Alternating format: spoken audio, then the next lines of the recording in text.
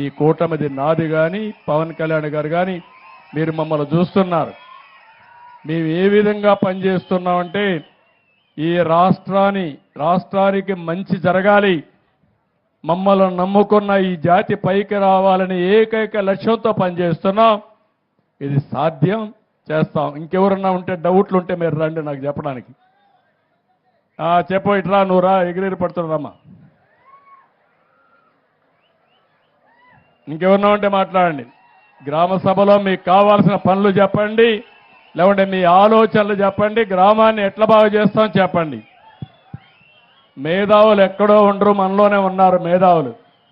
కానీ ఆ మేధోశక్తిని ఉపయోగించుకోవడం మనందరి బాధ్యత. ఆ తమ్ముడికి రా, తమ్ముడు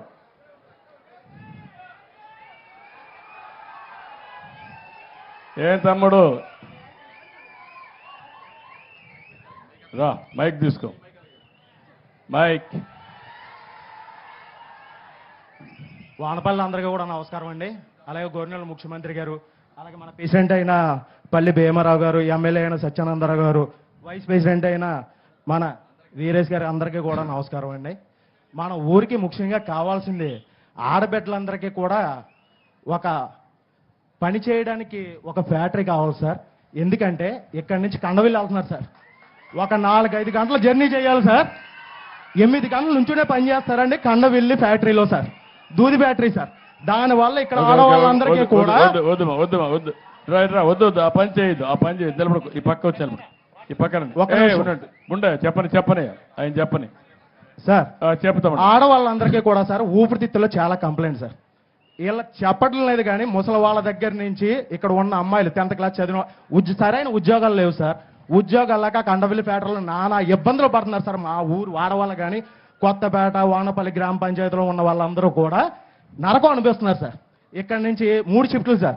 ఎలా అంటే పొద్దున్నే 4 గంటలకు లేచి 6 గంటలకు బస్సు ఎక్కాలి సార్. 6 గంటలకు వెళ్తే అక్కడికి వెళ్ళేటప్పటికి 7-8 అవుతుంది సార్. 8 గంటల నుంచి మళ్ళీ తిరిగి వచ్చే వరకు కూడా నుంచునే పని చేయాలి. ఇక్కడ ఉన్న ఆడవాళ్ళందరూ కూడా అదే పరిస్థితి. అలాగే మా రైతన్నలు సార్, ముఖ్యంగా మా గోదావరి నియోజకవర్గానికి వెన్నుముక్క అయినటువంటి రైతన్నలందరూ కూడా గోదావరి వస్తే నిజంగా ఎంత నాశనం అవుతున్నారంటే ఏ ప్రభుత్వం ఈ 5 సంవత్సరాల్లో కూడా ఏ ప్రభుత్వం పట్టించుకోలేదు. వైఎస్ఆర్సీపీ ప్రభుత్వం మా గోదావరి దగ్గర నుంచి వీడియోలు మీరు చూసారో లేదో తెలియదు సార్. ఇక్కడ వరకు కూడా మునిగిపోయి నరకం అనిపించారు సార్. ఎందుకంటే మాది కిల్లికొట్ట అక్కడే సార్, ఏడుకొట్ట మీద. మా గోదావరి రైతులందరూ కూడా మా దగ్గరకు వస్తారు కాబట్టి చెప్తున్నాను. అలాగే ఇంకో విషయం, ఇక్కడ ఉన్న ఆటో యూనియన్ సార్, నా ఆటో యూనియన్ పేషెంట్ సార్, నా పేరు రేజనాయుడు. అలాగే మీరు ముఖ్యంగా ఆడవాళ్ళందరికీ కూడా ఫ్రీ బస్సు పెట్టారు సార్. దానికి అభినందించాలి సార్ నిజంగా. ఎందుకంటే మామూలు విషయం కాదు సార్, అది చాలా కోట్లతో కూడుకున్న విషయం. మా ఆడవాళ్ళ అక్క చెల్లెములు అందరూ కూడా చాలా బాగుండాలని మీరు ఈ పథకం పెట్టారు సార్. అలాగే మా ఆటో యూనియన్ దగ్గర ఒక 5 లక్షల మంది సార్ తూర్పుగోదావరి జిల్లాలో. 5 లక్షల మందికి కూడా మీరు ఏదో ఎందుకంటే మామూలుగా ఏదో 10th ఫెయిల్ అయ్యో లేకపోతే ఏదో చేసో కాదు సార్. ఖచ్చితంగా డిగ్రీ చదువుకున్న వాళ్ళు కూడా ఆటో తోలుకుంటున్నారు సార్. అలాగే ఇక్కడ జరిగిన ఒక 5 సంవత్సరాలు మీకు నరకం చూపెడతాను సార్. నిజంగా ఈ 5 సంవత్సరాలు నరకం చూపెడతాను. 5 సంవత్సరాలు నరకం చూపించారు సార్. ఏమండి ఇక్కడ ఉన్న జనసేన కార్యకర్తలు కానీ, జనసేన అభిమానులు కానీ, తెలుగుదేశం కార్యకర్తలు కానీ, తెలుగుదేశం అభిమానులు కానీ మీరు చెప్పారు కదా సార్ అక్కడ ఎంతమంది మీద కేసులు ఉన్నాయని. ఇక్కడ ఉన్న వాళ్ళ దగ్గర యువత, కాపు యువత కానీ, బీసీ యువత కానీ, ఎస్సీ యువత కానీ, మొత్తం యువత అందరి మీద కూడా చాలా మంది కేసులు ఉన్నాయి సార్. అది గవర్నర్ సత్యానందరావు గారికి కానీ, అలాగే వీరేష్ గారికి కానీ అందరికీ తెలుసు సార్. అలాగే ఆ కేసుల దగ్గర నుంచి కూడా మీరు మా వాళ్ళందరినీ కూడా వినిపించాలని కోరుకుంటున్నాను. ఇప్పుడు నేను అడిగిందని చెప్పను. ఒక సెకండ్, ఏం పెట్టాలో పార్క్ సార్. ఎందుకంటే మా పల్లలమ్మకు ఇంకో పేరు సార్, ప్రకృతి మాత అండి. ప్రకృతి మాత ఆవిడకి అక్కడ ఇదంతా కూడా పల్లలమ్మ గారికి కలెక్టర్ ఉండు హరీష్, నువ్వు ఉండు కాసేపు ఉండు, నువ్వు ఓపిక పట్టు. నాకు తెలిసి నాకు ఎట్లా హ్యాండిల్ చేయాలి నాకు తెలుసు, ఓపిక పట్టు. కలెక్టర్ గారు ఈ టెంపుల్ అంతా తీసుకొని ఈ టెంపుల్ మొత్తం ల్యాండ్స్ అన్ని కూడా ఇచ్చేసి మంచి పార్కు, ఒక మంచి ఆహ్లాదకరంగా ఊర్లో వాళ్ళు వస్తే కూర్చునే విధంగా, సాయంత్రం అయితే ఇక్కడ అందరూ వచ్చి దేవుని సేవలోనే కాకుండా నేచర్ ప్రకృతి సేవలో తన్మయత్వం ఉండే విధంగా తయారు చేయండి. దానికి ఎంత డబ్బులు కావాలని ఇస్తాం, దానికి వర్కౌట్ చేసి ఇమ్మీడియట్గా శ్రీకారం చుట్టండి. రెండోది ఎక్కడికి పోయి పనిచేస్తారు మా లేడీస్ అంతా? ఎక్కడికి? రావులపాలెం అవతల Kandavilli sir, Kandavilli factory sir, దూది ఫ్యాక్టరీ సార్. ఏ ఫ్యాక్టరీ? దూది ఫ్యాక్టరీ సార్, దూది ఫ్యాక్టరీ అండి, రవలి స్పిన్నర్స్. స్పిన్నింగ్ మిల్సా?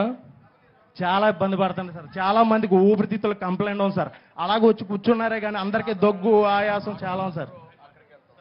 ఇప్పుడు వాళ్ళందరికీ మనం ఏం చేయగలుగుతాం? ఒక యాక్షన్ ప్లాన్ తయారు చేస్తే ఈ ఊర్లో ఉండే ఆడవాళ్ళందరికీ ఇక్కడనే ఉపాధి కల్పించేదానికి ఏం చేయగలుగుతామో దాన్ని కూడా వర్కౌట్ చేద్దాం.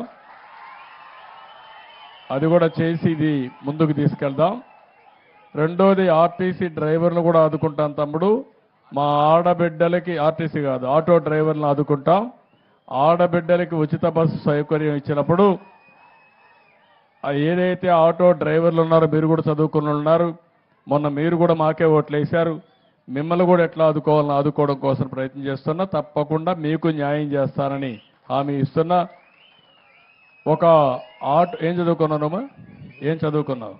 నాది ఇంటర్ అయింది సార్, ఆటో సార్, నాది auto union leader. Auto union leader, but inter అయింది, సామాజిక స్పృహ ఉంది, అంటే 10 మందికి ఏదో మంచి జరగాలని తాపత్రయం ఉంది. 3 సూచనలు ఇచ్చాడు, 3 కూడా అందరూ వద్దు వద్దు అంటున్నారు. మా హరీష్ అయితే చాలు చాలు అంటున్నాడు. చాలు చాలు కాదయా, నీకు ఓపిక ఉండాలా, హ్యూమన్ యాంగిల్ ఉండాలా, మీరందరూ లీడర్లు మారాలా, మారి ప్రజలతో మమేకం కావాలి. 5 నిమిషాలు లేట్ అయితే కొంపలేం కూలిపోగాని ప్రజలు చెప్పింది విని ఆ సమస్యను పరిష్కారం చేసే దిశగా మీరు పనిచేయాలి, అడ్మినిస్ట్రేషన్ పనిచేయాలి.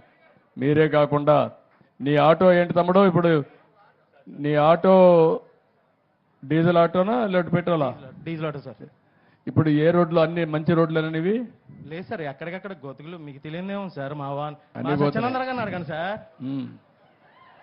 ఇప్పుడు నీ దగ్గర నేను హాస్పిటల్ తీసుకెళ్ళకుండా డెలివరీ అయిపోతుంది సార్. ఎలక్ట్రికల్ ఆటో ఇప్పిస్తే నువ్వు దాంతో తక్కువ ఇది చేసుకోగలుగుతావా? పోతుంది ఇప్పుడు అంటే గోతులు ఎక్కువ ఉంటే? గోతులు ఎక్కువ ఉంటే ప్రాబ్లమ్స్ ఎక్కువ వస్తాయి సార్ ఎలక్ట్రిక్ ఆటో. ఇది అయిపోయి మళ్ళీ నీతో మాట్లాడతాను, నీకేం చేయాలో చూస్తాను. ఓకే, నీతి నిజాయితీ సంతోషం. నేను ఆటో ఇస్తానంటే ఆటోమేటిక్గా యాక్సెప్ట్ చేసేవాడు, కానీ లేదు సార్ గోతులు ఎక్కువ ఉంటాయి, ఆటో ఎలక్ట్రికల్ ఆటోకి సమస్యలు వస్తాయి, వద్దులేస్తారని చెప్పే పరిస్థితి వచ్చాడంటే శభాష్, ఐ రియలీ అప్రిషియేట్ హిమ్. గట్టిగా చప్పట్లు కొట్టి అభినందించండి. అలాంటి వాళ్ళు సమాజానికి అవసరం. రమ్మ మైక్. ఇప్పుడు ఈయన మాట్లాడలేడు, ఈయన ఎప్పటి నుంచో ఎన్టీఆర్ ఉన్నప్పటి నుంచి ఇది చేశాడు. పాపం ఆయన ఆరోగ్యం బాగాలేదని చెప్పాడు. ఈయన సూర్యనారాయణ పోలిశెట్టి వెంకట సత్యనారాయణ, వీర వెంకట సత్యనారాయణ, ఇక్కడే చల్లపల్లి. ఈ ఊరు కదమ్మా? Okay okay. ఇప్పుడు అతనికి ఇబ్బంది ఉంది, ఒక 50,000 రూపాయలు ఆర్థిక సహాయం చేస్తాం. ఏం కావాలమ్మా? నీకేం కావాలని అడుగుతున్నా? ఇప్పుడు ఏం చేయాలి దానికి? ఏం కావాలి? ఏం చేస్తే అవుతుంది? ఏం చేయాలి?